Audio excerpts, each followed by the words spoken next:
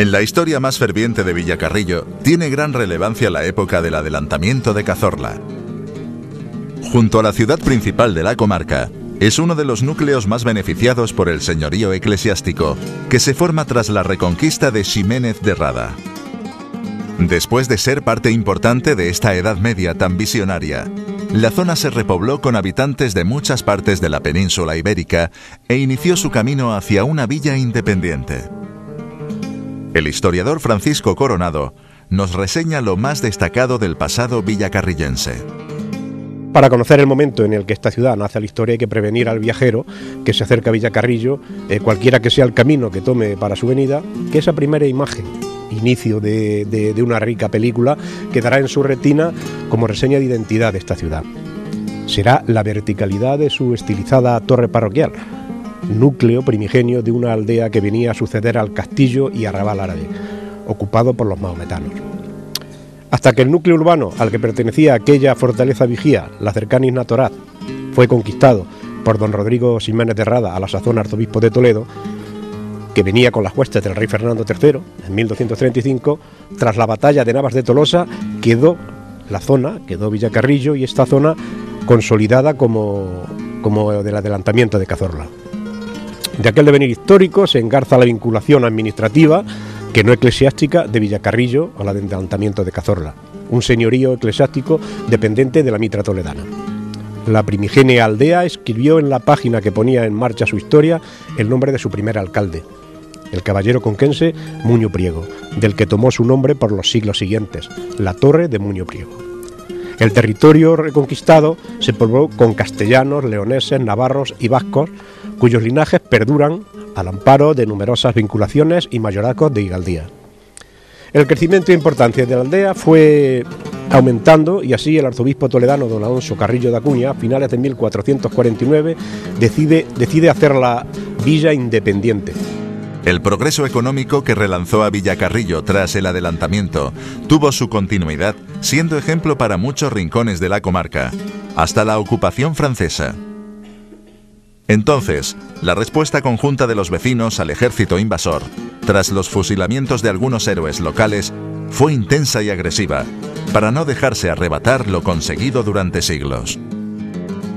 Este papel en la guerra contra Napoleón y la creciente población que se unía al censo de la zona hicieron que en 1877 le fuera concedido a este núcleo jiennense el título de ciudad.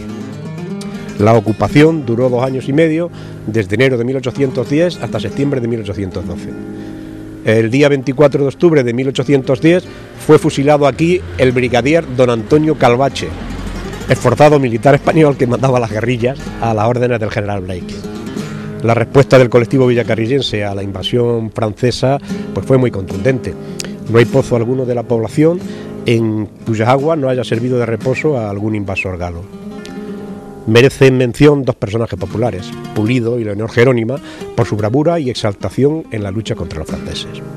2 hermanos hijosdalgos de Villacarrillo desestabilizaban con sus acometidas guerrilleras el ejército francés acantonado en Villacarrillo. Fueron los hermanos Uribe. En 1877, y en consideración a la importancia que por el aumento de su población había logrado, pese a las epidemias de cólera, morbo que azotaban periódicamente la población, el rey Alfonso XII concede a la villa de Villacarrillo el título de ciudad. La población entonces alcanzaba la cifra de 8.700 almas. Entre los personajes que han resaltado en la historia de Villacarrillo, salen a la palestra diversos nombres que han dejado su impronta en el municipio, bien en forma de legado arquitectónico, acción política para el avance de la ciudad o de artistas que se afincaron en el pueblo para inspirarse. Personajes ilustres de Villacarrillo merecen mención el clérigo Fernando Alonso Escudero de la Torre, que nació en 1626 y que fue el primer cronista. Fue el primer cronista porque es el primer testimonio escrito que tenemos del desarrollo de la vida en Villacarrillo, en las obras que él nos dejó. Antonio Benavides, que fue ministro como he dicho anteriormente, ministro en el reinado de Isabel II, que nació en 1808, aunque no nació en Villacarrillo, nació en Baeza, pero estuvo la inmensa parte de su vida aquí en Villacarrillo, donde murió. Matías Pastor García, el poeta de los sonetos, que nació en 1856, el guitarrista ciego Antonio Jiménez Manjuán, Tomás Román Pulido, médico arquitecto que nació en 1869, el pintor Cristóbal Ruiz Pulido de fama mundial. Andrés Segovia, aunque nacido en Linares, pasó los primeros años de su vida aquí en Villacarrillo, y aquí fue donde le cogió la afición a la guitarra. Luego José Pablo García de Zúñiga, que fue pintor también y alcalde en 1925, y por último mencionar al poeta Julián de la Torre Díaz, que falleció en los años 80 y que, aunque nació en Madrid, pues vivió toda su vida aquí en Villacarrillo.